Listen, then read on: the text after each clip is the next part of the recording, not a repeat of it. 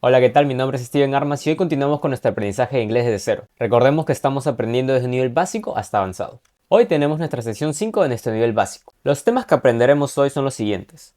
Simple present. Esto quiere decir el presente simple. Rules for the third person, he, she and it. Esto significa las reglas para la tercera persona, él, ella y esto. Esto es en base al simple present. Luego veremos al simple present, pero esta vez con los yes or no questions que ya aprendimos que son aquellas preguntas cerradas. Luego aprenderemos el vocabulario acerca de los jobs, o en inglés, trabajos. Luego veremos cuál es la diferencia entre there is y there are, ya que ambos significan hay del verbo haber.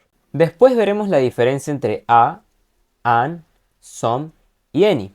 Aquí también veremos cuál es el significado de cada una de estas palabras. Finalmente encontraremos el tema de ordinal numbers. Esto quiere decir los números ordinales, y aquí encontraremos a todos aquellos números que hemos aprendido anteriormente. Iniciamos con simple present. Esto quiere decir el presente simple en español. Recordemos que este es un tiempo verbal en el cual, en resumen, hablamos en presente.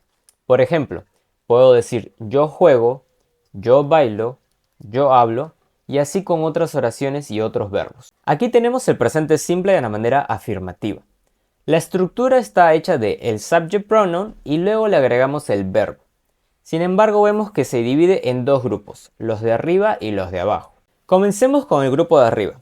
Este grupo está conformado por los siguientes subject pronouns: I o yo en español, you o tú o ustedes en español, ya que aquí tomamos tanto el singular como el plural, we, que significa nosotros, y they, que significa ellos. Luego de esto le añadiremos el verbo, en este caso speak, y esa sería nuestra oración en presente simple de manera afirmativa. Podríamos decir I speak, lo cual significaría yo hablo, y puntos suspensivos porque le agregaremos el complemento de la oración. Luego, por la parte de abajo, encontramos al segundo grupo, que está conformado por he, es decir, él, she, ella, e it, o sea, esto. Este grupo está conformado solo por la tercera persona. Luego de esto le añadiremos el verbo, pero en esta ocasión, ya que estamos hablando de las terceras personas, al verbo tendremos que agregarle una S cuando sea una oración afirmativa. Por ejemplo, tenemos I speak Spanish. Eso significa yo hablo español. Si vemos abajo dice you speak Portuguese y eso significa tú hablas portugués. Sin embargo, por la parte derecha vemos que estamos creando oraciones con las terceras personas. Es decir, he speaks Italian, lo cual significa él habla italiano, o she speaks French, lo cual vendría a significar ella habla francés. Entonces, como aprendimos anteriormente, el primer grupo está conformado por I, you, we, they. Le agregamos el verbo, pero este va a estar en su base forma, es decir, sin agregarle ninguna otra letra. Como vemos aquí, I speak, you speak. Por otro lado, cuando encontremos a las terceras personas he, she o it, al verbo tendremos que añadirle una S al final, como en estos casos, he speaks y she speaks. Encontramos abajo más ejemplos. Nuestros dos grupos que ya conocemos, el primero que no está conformado por terceras personas y el segundo que sí está conformado por terceras personas. De esa forma pueden ir diferenciando cuándo tiene que agregarle una S y cuándo no. En el primer caso no le añadiremos la S, tendremos a nuestro verbo en base forma, mientras que cuando hablemos de las terceras personas sí tenemos que añadirle una S. Tenemos los ejemplos de I live in an apartment. Eso significa yo vivo en un departamento. Abajo vemos he lives in a big house. Eso quiere decir él vive en una gran casa. Y como vemos aquí, el he es nuestra tercera persona, por lo tanto tenemos que añadirle una S. Por aquí vemos a Mary lives in Paris. Esto quiere decir Mary vive en París. Y abajo encontramos a we live in Italy. Esto significa nosotros vivimos en Italia. Por la parte de arriba encontramos a Mary. Esto, si lo reemplazamos con un subject pronouns, tendríamos que usar el she, ya que estamos hablando de ella. Entonces, en este caso tendremos que añadirle la S. Sin embargo, abajo en we no estamos hablando de una tercera persona, por lo cual no es necesario añadirle esa S. Tenemos estos ejercicios donde tendremos que elegir la opción correcta. Entre estas dos, si decimos I play football every Saturday, o I plays football every Saturday, ¿cuál de las dos opciones es correcta?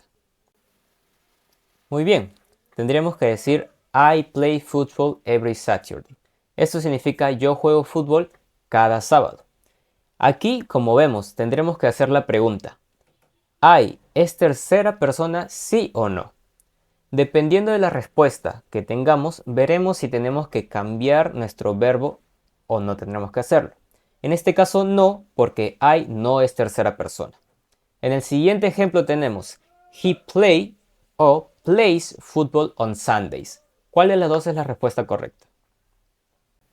Muy bien, tendríamos que decir he plays, ya que he, al ser tercera persona, tendremos que modificar y añadirle una S a nuestro verbo que vendría a ser play. Entonces tendríamos he plays football on Sundays, lo cual significa él juega fútbol los domingos. Pasamos al ejercicio número 3. ¿Cuál es lo correcto? ¿She live o she lives in Poland? Muy bien, tendríamos que decir she lives. ¿Por qué? Porque nuevamente tendremos que preguntar, ¿she es tercera persona? Sí lo es. Entonces tendremos que añadirle una S a aquel verbo. En este caso, live. Esto significa ella vive en Polonia. Nuestra cuarta oración dice, Kate and I tidy o tidies our rooms every day. Excelente. En este caso sería tidy. ¿Por qué? Porque Kate and I significa Kate y yo. Entonces, si lo reemplazamos con un subject pronoun, tendríamos que decir nosotros. Entonces sería we. We es una tercera persona, sí o no. No la es. Entonces, en esta ocasión no tendremos que cambiar nuestro verbo base, que vendría a ser tidy. Luego esto significa Kate y yo ordenamos nuestras habitaciones todos los días. Nuestro último ejemplo dice I often help o helps my mom. ¿Cuál de las dos creen que es la respuesta correcta? Muy bien, sería I often help my mom. ¿Por qué? Porque I no es una tercera persona, entonces no hay necesidad de modificar nuestro verbo que vendría a ser help. Esto significa yo usualmente ayudo a mi mamá. Ahora veremos la manera negativa del present simple. La estructura es la siguiente.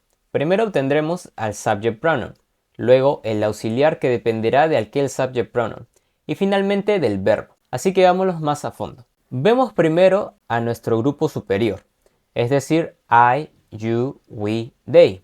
Ya sabemos que este primer grupo no está conformado por la tercera persona. Luego le añadiremos el auxiliar don't. Don't siempre va a ir con este grupo. Es decir, no podemos decir he, she, it, don't, ya que eso sería incorrecto. Don't está contraído de lo siguiente, do not, lo cual va a significar no. Luego le añadiremos nuestro verbo, y en esta ocasión también tendrá que ser en su base forma, es decir, no vamos a tener que modificar. Pasamos a nuestro segundo grupo, el cual está conformado solamente por aquellas terceras personas, he, she and it. Luego de esto le tendremos que añadir el auxiliar doesn't. Entonces, lo mismo tendrá que ser como el anterior. Doesn't solo podrá ir con aquel grupo que está aquí. No puede ir I doesn't o you doesn't. Y finalmente, doesn't está contraído y viene de el does not. Esto también significa no. Luego, ya para terminar, le añadiremos nuestro verbo. Sin embargo, aquí ya no habrá necesidad de modificar a pesar de que estemos hablando en tercera persona. Entonces, cuando estemos hablando de manera negativa en el present simple, no habrá necesidad de modificar al verbo sin importar si estamos hablando del primer grupo o del segundo. Veamos unos ejemplos. De la manera afirmativa tendríamos He speaks Spanish. Esto significaba él habla español y como vemos nuestro verbo es speak. Aquí teníamos que añadirle una S ya que estábamos hablando de la tercera persona y de manera afirmativa. En cambio, ahora que estamos hablando de manera negativa, tendremos que poner primero nuestro subject pronoun, es decir, he, luego su auxiliar que le corresponde, es decir, doesn't, y luego le añadiremos el verbo, pero esta vez no tendremos que modificarle ni añadirle aquella S. Luego ya simplemente continuamos con la palabra Spanish, el cual es el complemento de la oración. Esto significa él no habla español. Tenemos un segundo ejemplo. De manera afirmativa decíamos she speaks Italian. Esto significa ella habla italiano. También vemos que nuestro verbo está modificado y tenemos que añadirle una S. Pero cuando hablemos de manera negativa tendremos que decir she doesn't, ya que este es el auxiliar que usamos cuando hablamos en tercera persona. Y ya no tenemos que añadirle la S a nuestro verbo y simplemente continuamos con nuestra palabra que vendría a ser Italian, es decir, nuestro complemento. Finalmente encontramos dos ejemplos más. De manera afirmativa, I need help. De manera negativa, I don't need help. Este don't, ¿por qué? Porque cuando estemos hablando del primer grupo, o sea, aquellos que no son la tercera persona, tendremos que usar el auxiliar don't. Y de igual forma el verbo se mantiene en su forma base. Luego encontramos a he needs help. Aquí vemos que need vendría a ser el verbo, pero como estamos hablando de tercera persona, le añadiremos la S, pero cuando veamos de manera negativa, simplemente tendremos que añadir el doesn't, ya que este es el auxiliar cuando hablemos de tercera persona negativo, y ya no habría necesidad de modificar el verbo. Simplemente lo dejamos en su forma base y esto sería lo correcto en esta oración. He needs help significa él necesita ayuda y he doesn't need help significa él no necesita ayuda. Pasamos a estos ejercicios y para poder resolverlos veremos primero el ejemplo. Vemos que encontramos al subject pronoun. Aquí irá el auxiliar que le corresponde a este subject pronoun y luego el verbo para completar esta oración. En este caso vemos que queremos decir de manera negativa y el verbo que a usarse va a ser like. Entonces sería they don't, ya que don't le pertenece al they. Like, mantenemos nuestro verbo en base forma y ya repetimos el complemento de la oración. They don't like action film. Eso significa a ellos no les gustan las películas de acción. Entonces comencemos. Mark, espacio, glasses. Aquí el not nos hace referencia de que queremos que sea una oración negativa y el where va a ser el verbo a usar. ¿Cómo completarías esta oración? Muy bien, esto sería Mark doesn't wear glasses. Esto significa Mark no usa lentes. Esto lo veremos por qué. Doesn't va aquí porque estamos hablando de una tercera persona. Ese es el auxiliar que acompaña a Mark, es decir, he si es que lo ponemos como un subject pronoun. Wear ya no habrá necesidad de añadirle una S porque tendremos que poner aquí el verbo en base forma. Hagamos una acotación aquí. Wear significa vestir. Esta es la palabra que nosotros utilizaremos cuando hablemos de la ropa que vestimos.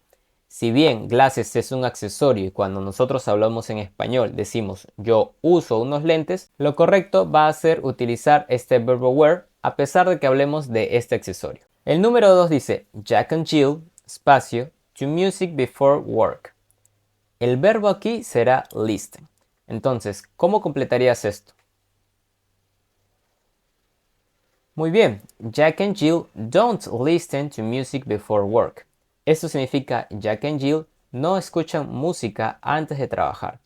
Aquí usaremos el auxiliar don't, ya que estamos hablando de Jack and Jill, es decir, ellos, por lo cual en inglés sería they. El número 3 dice her mother, espacio, TV at all. El verbo aquí que usaremos será el watch. ¿Cómo completarías esta oración? Muy bien, sería her mother doesn't watch TV at all. Pero como ya sabemos, doesn't viene de la contracción does not. Entonces podemos decir de esta forma o podríamos decir de esta otra. ¿Por qué usamos does not? Porque estamos hablando de her mother. Eso quiere decir su madre. Entonces, si lo pasamos al subject pronoun, tendremos que usar el subject pronoun she, el cual viene a ser la tercera persona. Esto en español significa su madre no ve televisión en absoluto. La cuarta oración dice I, espacio, cooking. En esta ocasión usaremos el verbo like. ¿Cómo completamos esta oración? Correcto. I do not like cooking. O podríamos decir I don't like cooking. Eso significa a mí no me gusta cocinar. Y finalmente encontramos la oración the girl, espacio, her hands before dinner. En esta ocasión tendremos el verbo wash. Muy bien, sería The girl doesn't wash her hands before dinner.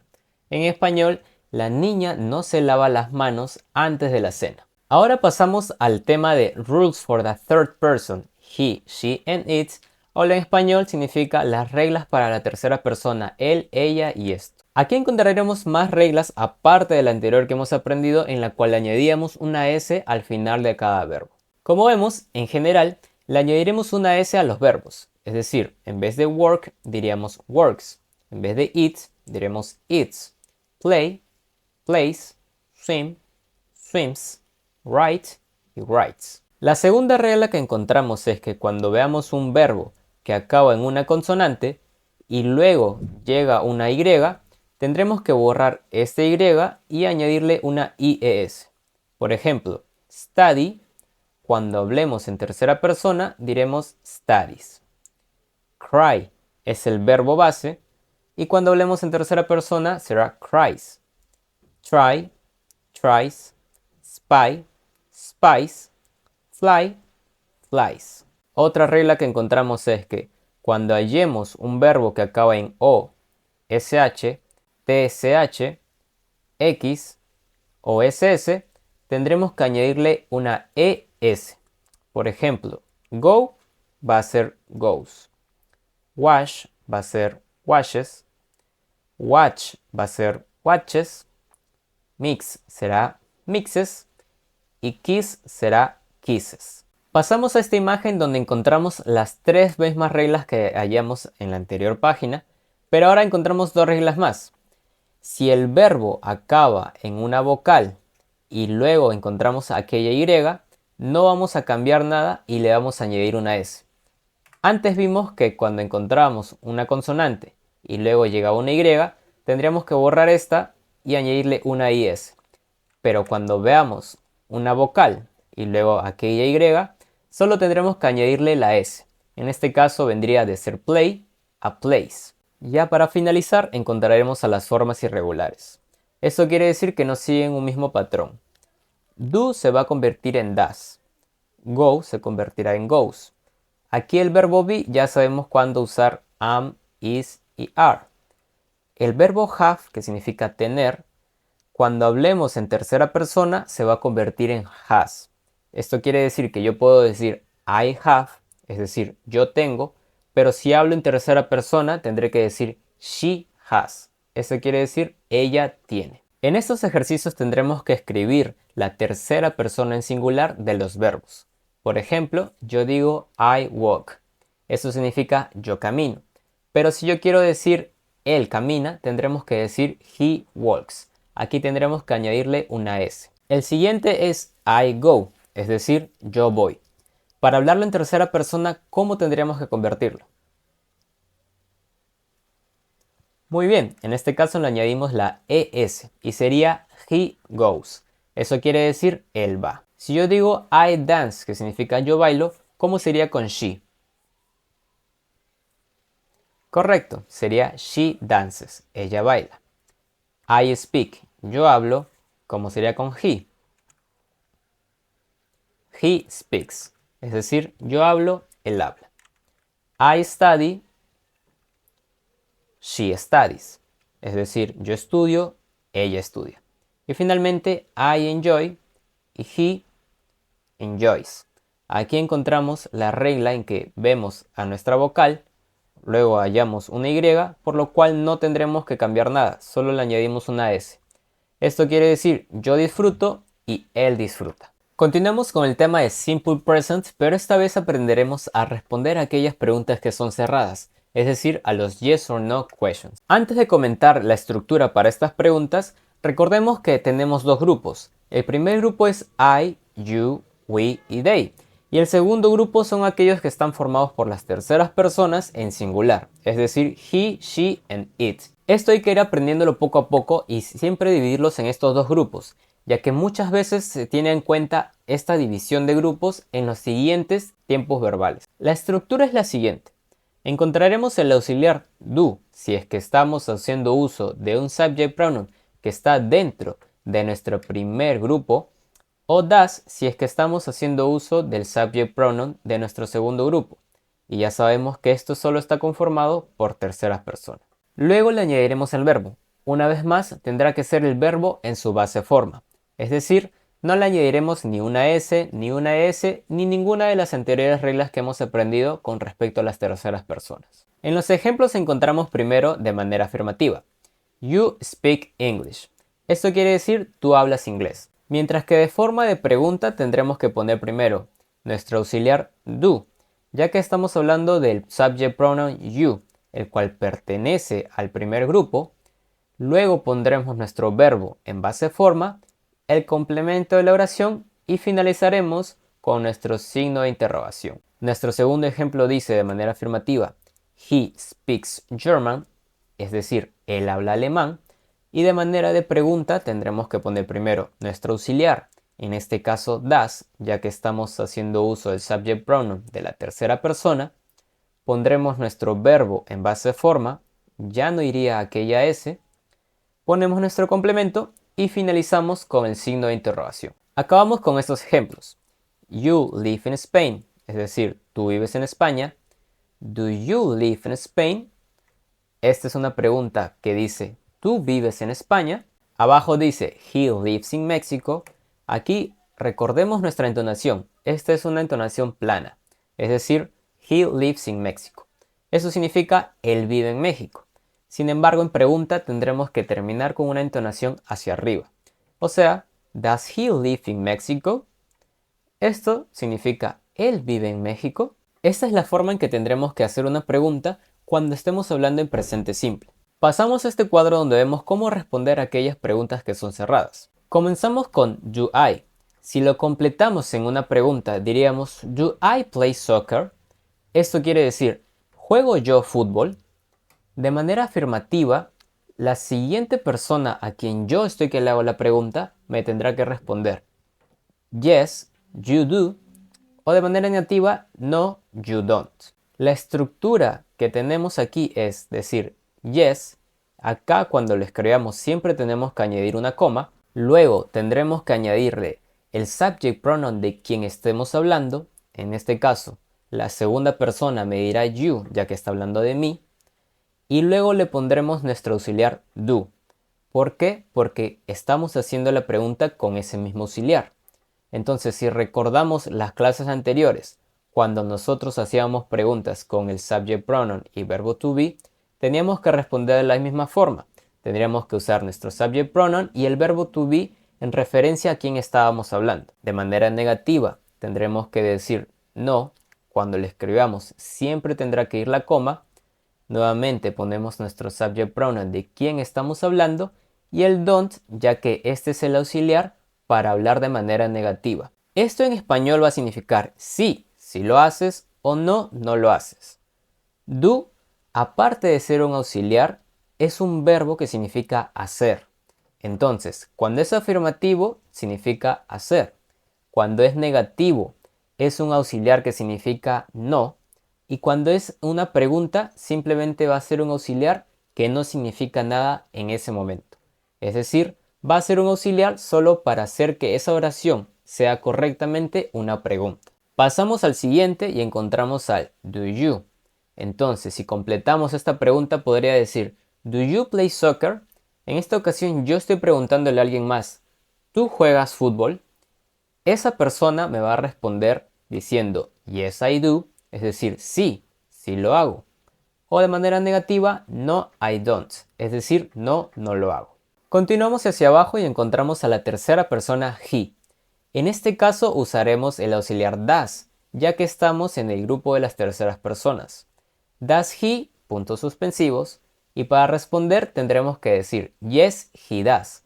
Nuevamente, aquí does significa hacer, pero como ya vimos las reglas, cuando hablemos en tercera persona, de manera afirmativa, tendremos que añadirle es al do. Entonces sería yes he does. Eso quiere decir sí, sí lo hace. O no, he doesn't, no, no lo hace. Si continuamos viendo y siguiendo la misma estructura, sería does she, puntos suspensivos. Yes, she does. No, she doesn't. Does it, puntos suspensivos. Yes, it does. No, it doesn't. Luego encontramos a los plurales. Y como sabemos, estos ya no tienen que usar el auxiliar das.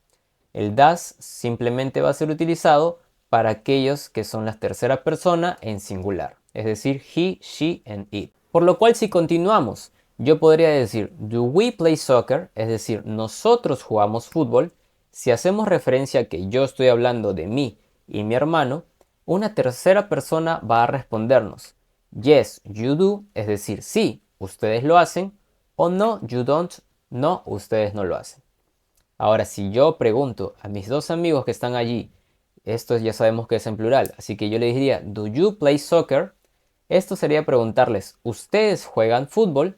Y ellos me van a responder, yes, we do, es decir, sí, nosotros lo hacemos, o no, we don't, es decir, no, nosotros no lo hacemos. Y ya para finalizar, yo puedo preguntar, do they, puntos suspensivos, y alguien más me va a responder, yes, they do, esto quiere decir sí, ellos lo hacen, o no, they don't, que quiere decir no, no lo hacen. Ahora pasamos a estos ejercicios. Aquí tendremos que elegir por primera parte entre el do y el das para crear una pregunta y luego tendremos que elegir la opción correcta para responder a esa pregunta. En la primera oración, ¿cuál de las dos sería? ¿Do you play the guitar? ¿O does you play the guitar? Correcto, sería do, porque ya sabemos que el auxiliar do le pertenece al subject pronoun you que está dentro del primer grupo, es decir, aquellos que no son tercera persona en singular. Entonces sería, do you play the guitar? Entonces aquella persona va a responder, yes, I do o yes, I does. ¿Cuál de los dos es lo correcto? Muy bien, tendría que responder, yes, I do. De esta forma haremos lo siguiente. ¿Cuál es lo correcto? ¿Do o does she wake up in the morning? Correcto. Aquí tendremos que usar el auxiliar does ya que estamos hablando de una tercera persona. Ahora, para responder a esa pregunta diríamos no, she don't o no, she doesn't. Excelente. Sería no, she doesn't. Esta oración significa ella se levanta en la mañana y la respuesta es no, ella no lo hace. La número 3 dice do o does he get up at 8 o'clock. Correcto, aquí también tendríamos que usar el auxiliar does, ya que estamos hablando de la tercera persona he. Does he get up at 8 o'clock? Sería yes he do o yes he does. Muy bien, sería yes he does. Esta oración significa él se levanta a las 8 en punto y responde sí, sí lo hace. La siguiente dice do o does we go to school every day? Muy bien, en este caso diremos do. Do we go to school every day? Y sería la respuesta yes we do o yes we does. Genial, sería yes we do. Esto en español significa nosotros vamos a la escuela todos los días y en caso yo le esté preguntando a mi propio compañero acerca de nosotros dos, él tiene la opción de responderme yes we do, es decir, sí, nosotros lo hacemos, ya que está que se incluye en aquella respuesta. La siguiente dice do o does they go to bed at night? Correcto, nuevamente sería do, ya que estamos hablando del subject pronoun they, el cual no es una tercera persona en singular. La respuesta vendría a ser no, they don't o no, they doesn't. Excelente, sería no, they don't. Ahora tenemos al tema de jobs, es decir, los trabajos. Aquí tenemos un vocabulario con las diferentes profesiones, así que yo procederé a pronunciarlas y ustedes tendrán que repetir después de mí. Accountant, barber, barman, builder, butcher, chef, cashier, dentist, engineer, fireman, doctor, judge, hairdresser, lawyer, optician, nurse, policeman, postman, reporter, scientist, vet, plumber, waiter, waitress, carpenter. Hemos aprendido a decir las profesiones en inglés. Ahora veamos algunos ejemplos. My uncle Jerry is a doctor. Esto significa mi tío Jerry es un doctor. The fireman saved my cat. Esto significa el bombero salvó a mi gato. Y finalmente, Nicole's mom is a nurse. Eso significa la mamá de Nicole es una enfermera. Pasamos a estos ejercicios. ¿Cómo se dice reportero en inglés? Excelente, se dice reporter. Si lo ponemos en una oración podemos decir The reporter interviewed the mayor about the new policy. Eso significa el reportero entrevistó al alcalde acerca de la nueva política. En el medio vemos a alguien arreglándose el cabello. Entonces, ¿cómo diríamos estilista en inglés? Muy bien, podemos decir hairdresser. Entonces diríamos The hairdresser cut my hair yesterday. Eso significa la estilista me cortó el cabello ayer. Finalmente encontramos a una veterinaria. ¿Cómo decimos esta profesión en inglés? Genial, se dice vet. Entonces podríamos decir The vet examined my cat and gave him a vaccine. Esto significa la veterinaria examinó a mi gato y le dio una vacuna. Ahora encontraremos la diferencia entre there is y there are. Ambos se utilizan para decir que algo existe o que no existe.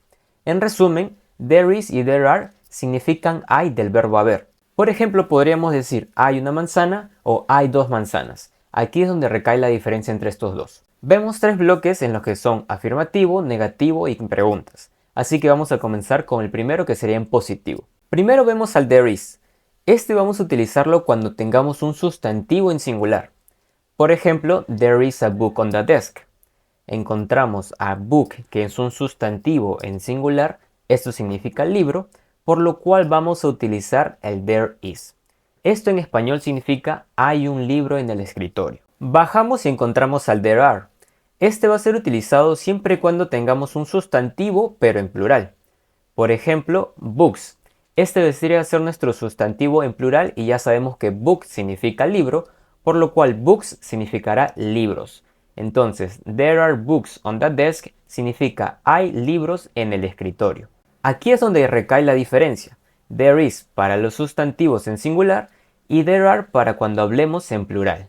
Ahora pasamos a un uso más que le podemos dar al there is. Esto es acompañándolo con un sustantivo que no es contable. Recordemos que aquellos sustantivos son aquellos que no se pueden contar. Por ejemplo, arroz, ya que no podemos decir un arroz, dos arroces ni tres arroces. En este ejemplo encontramos al sustantivo milk. Esto significa leche en español. Si bien nosotros en español podemos decir una leche, dos leches, tres leches, esto es incorrecto, ya que lo correcto vendría a ser un tarro de leche, dos tarros de leche y así sucesivamente. En nuestro ejemplo tenemos There is some milk in the fridge. Esto significa hay algo de leche en la refrigeradora, ya que some significa algo, alguno o alguna. Esto va a depender del contexto de la oración. Hagamos una acotación aquí. El there is se puede acortar, es decir, se puede contraer. Si nos vamos a la parte final, encontramos a nuestras contracciones.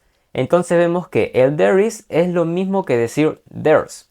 En este caso, quitamos la i y encima ponemos un apóstrofe. Así que tenemos al there's. Si nos movemos hacia el segundo bloque, donde encontramos la parte negativa, primero tendremos al there isn't. Este isn't proviene del there is not. Como vemos aquí, simplemente tenemos que quitar la O y encima le ponemos un apóstrofe. Esto nos da there isn't. Ahora, no es la única forma que podemos decir there is not de manera contraída. También tenemos la de arriba, que vendría a ser there's not. En este caso vamos a quitar nuevamente aquella I y vamos a poner un apóstrofe, por lo que tendremos there's not. Entonces, podemos decir there is not de manera extendida, o las otras dos contracciones que tendremos, there's not o there isn't. Continuamos con nuestra explicación. Como vimos en la manera afirmativa, there is solo irá cuando encontremos un sustantivo en singular. Entonces, cuando tengamos de manera negativa al there isn't, también sucederá lo mismo. Tendremos que obtener un sustantivo en singular. En nuestra oración dice, there isn't a pen on the table. Esto significa no hay un lapicero en la mesa. Esto por la parte del singular. Si nos vamos al siguiente, encontraremos al there aren't. Este aren't también viene de una contracción. Como vemos en la parte final, dice there are not. Esto si lo acortamos, obtendremos nuestro there aren't. Y este siempre estará cuando tengamos un sustantivo en plural. Como por ejemplo, there aren't any pens here. Esto significa no hay ningún lapicero aquí. Si recordamos, any significa varias cosas. Cuando es positivo significa cualquiera. Cuando es negativo puede significar ninguno o nada, dependiendo del contexto. Y cuando está en pregunta va a significar alguno. Pasamos a la tercera línea del negativo y encontramos al there isn't nuevamente, pero esta vez encontramos con el sustantivo no contable. En nuestra oración dice there isn't any juice in the fridge. Esto significa no hay nada de jugo en la refri. Finalmente nos vamos hacia el tercer bloque donde están nuestras preguntas. Aquí aprenderemos a cómo hacer una pregunta con el verbo I en inglés, que vendría a ser there is en singular y there are en plural. Por la parte del singular, como tuvimos en la manera afirmativa, poníamos al there, luego al is y poníamos el complemento de la oración. Por ejemplo, there is a cat on the chair. Esto significa hay un gato en la silla. Por lo tanto, para convertirlo en pregunta, como varias veces hemos hecho, tenemos que cambiar el orden. Primero pondremos el is, luego pondremos el there, enseguida pondremos nuestro complemento y finalizaremos con nuestro signo de interrogación. Recordando siempre que cuando tengamos una pregunta, la entonación va a acabar hacia arriba. Por ejemplo, antes decíamos there is a cat on the chair. Ahora cuando preguntemos diremos is there a cat on the chair? Ahora pasamos con el there are, es decir, con los plurales. Así que encontramos en nuestra oración there are cats on the sofa. Esto significa hay gatos en el sofá. Por lo que si queremos convertirlo a pregunta, vamos a tener que también cambiar el orden. Primero pondremos al are, luego pondremos el there, continuamos con nuestro complemento de la oración y finalizamos con el signo de interrogación. Una vez más, como es una pregunta, tendremos que leerlo con una entonación acabando hacia arriba. Es decir, ¿Are there cats on the sofa? Esto está preguntando, ¿hay gatos en el sofá? En la parte inferior encontramos más preguntas. Esta vez con el how many. How many se utiliza para preguntar cuánto hay de algo, pero esto solo es utilizado con aquellos sustantivos que son contables. Hay otra forma para preguntar para aquellos sustantivos que no son contables, como pueden ser leche, jugo o arroz, pero eso ya lo aprenderemos más adelante. Nuestra estructura es la siguiente. Pondremos al how many, luego le añadiremos el sustantivo del que queremos preguntar, pero en plural. Luego añadimos el are there, porque ya aprendimos anteriormente que are there se usa para plural. Y finalizaremos con nuestro complemento y cerramos con el signo de interrogación. Por ejemplo, how many students are there in your class? Esto significa, ¿cuántos estudiantes hay en tu clase? La siguiente pregunta dice, how many days are there in February? Esto pregunta, ¿cuántos días hay en febrero? Y esta es la diferencia entre there is y there are. Más adelante, como les mencioné, aprenderemos acerca de la otra pregunta, que es para consultar cuántos elementos hay de un sustantivo que no es contable. Pasamos a estos ejemplos. En la primera dice, there is a letter for you. Esto significa hay una carta para ti. Como vemos, estamos utilizando el there is porque estamos hablando de una carta, es decir, un objeto en singular. Por la parte derecha encontramos el siguiente ejemplo. There aren't 7 apples on that table. There are only 4. Esto quiere decir no hay 7 manzanas en la mesa, solamente hay 4. Aquí, como vemos, estamos utilizando al there are en su forma negativa porque estamos haciendo referencia a 7 manzanas. De igual forma abajo, decimos there are porque estamos hablando de 4. ¿4 qué? Manzanas. Y como vimos, aquí no hay necesidad de repetir la palabra manzanas porque ya sabemos que eso es de lo que estamos hablando. Si nos vamos por esta parte, encontramos a la pregunta. ¿Is there an ATM around here? Esto significa, ¿hay un cajero automático alrededor de aquí? Este ATM significa cajero automático. Entonces, como nos están haciendo una pregunta con el there is, ya sabemos que está al revés, también tenemos que responderlo, pero ahora de manera positiva y negativa. Entonces, podemos responder yes, there is o no, there isn't. Si nos están preguntando, ¿hay algún cajero automático cerca de aquí? Vamos a responder sí, si lo hay, o no, no lo hay. Finalmente, por la parte inferior derecha encontramos a la siguiente pregunta. Are there many backpacks in the store? Ya sabemos que many significa muchos y este muchos va a ser utilizado para aquellos sustantivos que son contables. En este caso, backpack, que significa mochila. Entonces, aquí dice, hay muchas mochilas en esta tienda. De igual forma, vamos a tener que responder con el there are. Vamos a poder decir de manera afirmativa, yes, there are, o de manera negativa, no, there aren't. Entonces, si la pregunta es, ¿hay muchas mochilas en esta tienda? Van a responder sí, sí las hay, o no, no las hay. Tenemos estos ejercicios donde tendremos que ver si tenemos que usar el there is o el there are, ¿de acuerdo? Entonces, vemos un hospital y dice espacio, one hospital in the city. Tendríamos que poner aquí there is o there are. Correcto, sería there is. ¿Por qué? Porque estamos hablando de un hospital, es decir, un objeto en singular. Sería there is one hospital in the city. Eso significa hay un hospital en la ciudad. En la parte del medio encontramos a espacio kangaroos in Australia. Aquí tendríamos que poner there is o there are. Excelente. Tendríamos que poner there are kangaroos in Australia. Eso significa hay canguros en Australia. Ya sabemos que ponemos el there are porque estamos hablando en plural. Finalmente tenemos a la oración there are many tourists in Rome. Eso significa hay muchos turistas en Roma. ¿Cómo transformaríamos esto en una pregunta? Genial, simplemente tendríamos que cambiar el are, pasar al primer lugar, luego el there, completar la pregunta y cerrar con signo de interrogación. Así que se diría, ¿Are there many tourists in Rome? Eso significaría, ¿hay muchos turistas en Roma? Nos toca hablar del tema de a versus an versus some versus any. Aquí vamos a aprender cuál es la diferencia entre cada uno y dónde tenemos que utilizarlo. Como ya hemos aprendido anteriormente, la diferencia entre los artículos a y an recae en la palabra que vayamos a ver. Por ejemplo, si encontramos una palabra que inicie con sonido de consonante, tendremos que utilizar el artículo a. En cambio, si encontramos una palabra que empiece con un sonido de vocal, tendremos que utilizar el artículo an. Como vemos aquí, siempre van a ser sustantivos contables singulares. Por ejemplo, there is a bottle on the table. Aquí vemos que bottle es un sustantivo contable y está en singular.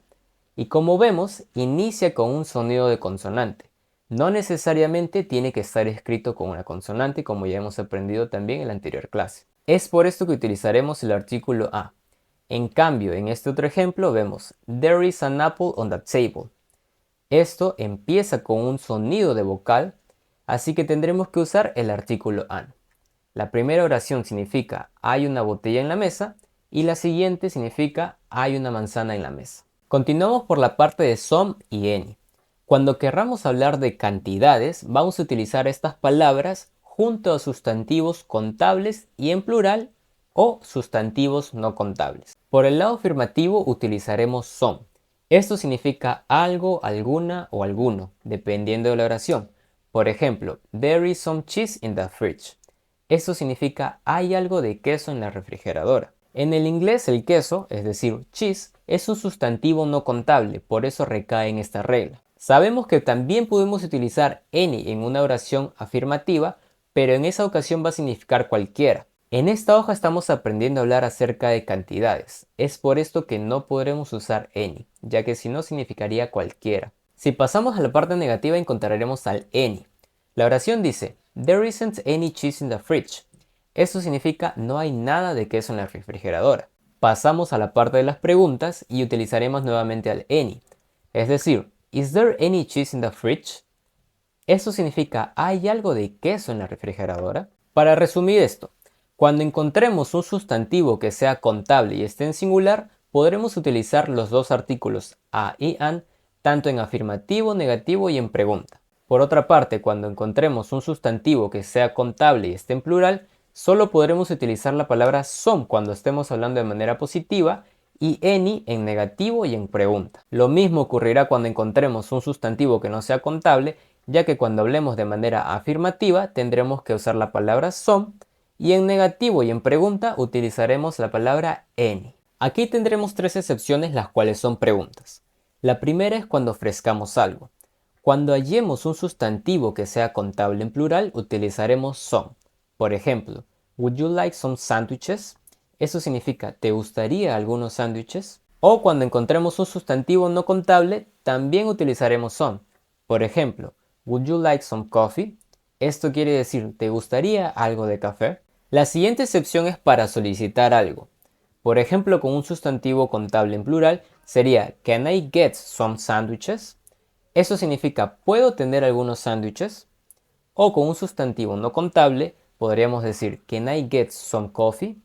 Esto también significaría, ¿podría tener un poco de café? Nuestra tercera excepción será para sugerir algo.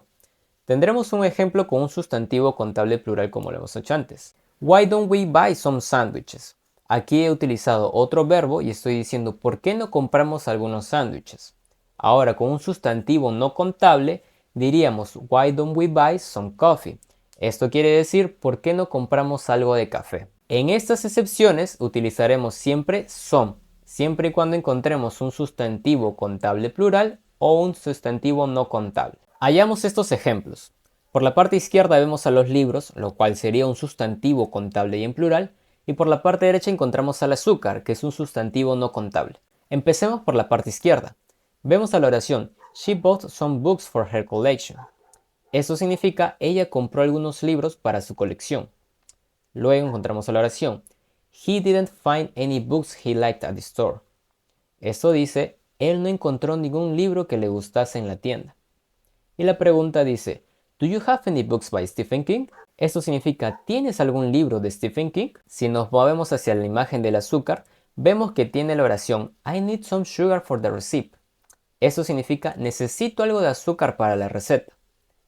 La oración en negativo dice, we don't have any sugar at home, lo cual significa, no tenemos nada de azúcar en casa. Y la pregunta dice, is there any sugar in this tea? Eso significa, ¿hay algo de azúcar en este té? Ahora veremos unos ejemplos con las excepciones que hemos aprendido. Por la parte izquierda vemos a la palabra cupcakes, lo cual es un sustantivo contable en plural. Por la parte derecha encontramos a la palabra milk, el cual es un sustantivo no contable. Empecemos por esta parte. Would you like to get some cupcakes? Esto significa, ¿te gustaría obtener algunos pastelitos? El siguiente dice, can I get some cupcakes? Lo cual significa, ¿puedo tener algunos pastelitos? Finalmente dice, why don't we get some cupcakes? Esta pregunta dice, ¿por qué no obtenemos algunos pastelillos? Por la parte de la leche dice, would you like to drink some milk? Eso significa, ¿te gustaría beber algo de leche? Luego hallamos a, can I drink some milk? Esto está preguntando, ¿puedo beber algo de leche? Y la última pregunta dice, why don't we drink some milk? Esto quiere preguntar, ¿por qué no bebemos algo de leche? Acabaremos la sesión de hoy con el tema de ordinal numbers. Esto quiere decir los números ordinales.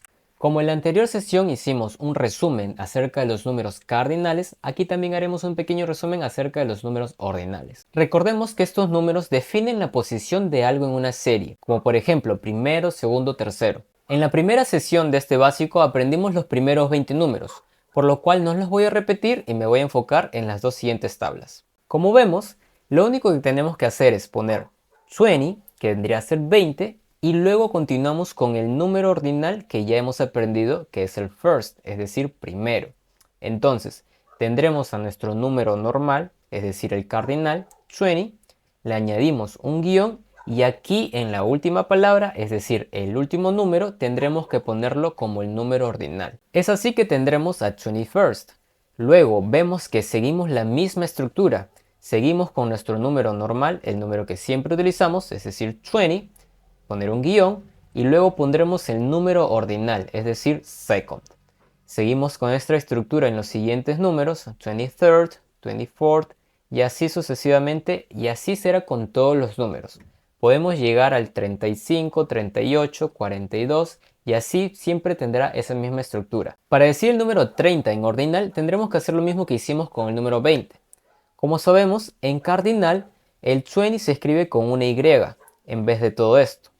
Por lo cual, vamos a tener que cambiar esa Y por una IE. Y como ya sabemos, casi todos los números en ordinales terminan en TH. Entonces, vamos a seguir esta misma regla para los 40, 50, 60. Como vemos aquí, ya sabemos que 40 en inglés se dice 40, con una I al final. Borramos esa I, le ponemos una IE y le añadimos nuestra respectiva TH. Lo mismo con 50, que era 50, 60, 70 y así hasta llegar al 90. Tendríamos que quitar aquella Y, ponerle la IE y finalizamos con la TH. Como vemos aquí, el número 31 es 31st. Seguimos la misma estructura que hemos aprendido con el 21st. Solo tendremos que poner 30, es decir, el número cardinal, un guión y luego recién tendremos que poner nuestro número ordinal. Lo mismo va a suceder con el 40, 50 y 60. Por ejemplo, si quisiéramos decir 41avo, tendremos que poner nuestro número 40, es decir, el número cardinal, o sea, 40, un guión y luego recién pondríamos nuestro número ordinal que vendría a ser first.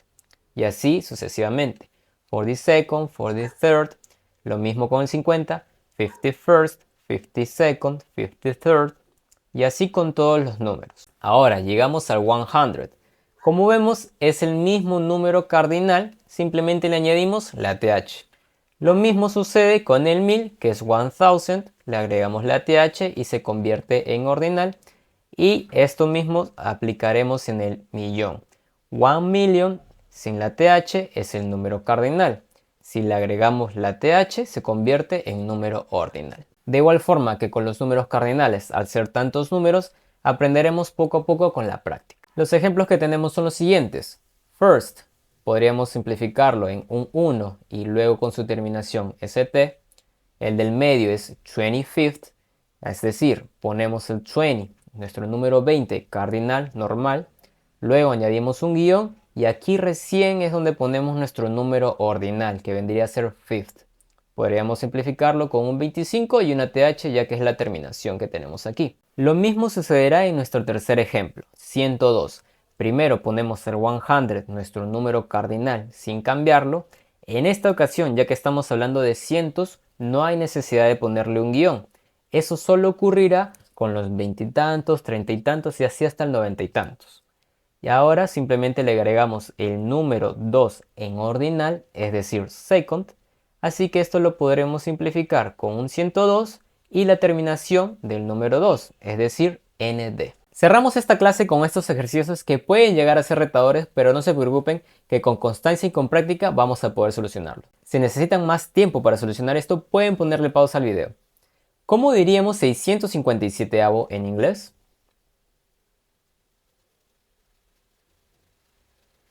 Muy bien, sería 657. Como vemos, ponemos nuestro número igual, 657, como lo hemos aprendido en los números cardinales. Lo único que va a cambiar es, ya que estamos hablando de 50 y tantos, vamos a ponerle un guión y pondremos nuestro número ordinal, que vendría a ser 7. Ahora el siguiente ejercicio dice 8243.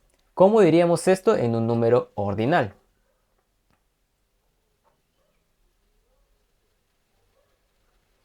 Excelente, sería 8243.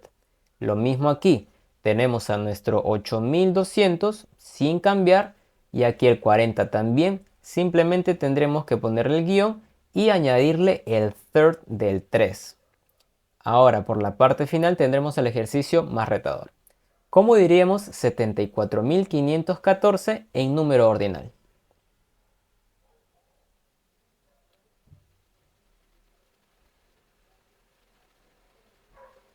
Muy bien, sería 74,514. Seguimos la misma estructura. Como vemos, encontramos al 74.500 y como este es un número que ya conocemos que es 14, tendremos que ponerle en ordinal, es decir, 14th. Y esa sería la solución a estos ejercicios. Llegamos al final de la clase, por lo que tenemos nuestra respectiva tarea.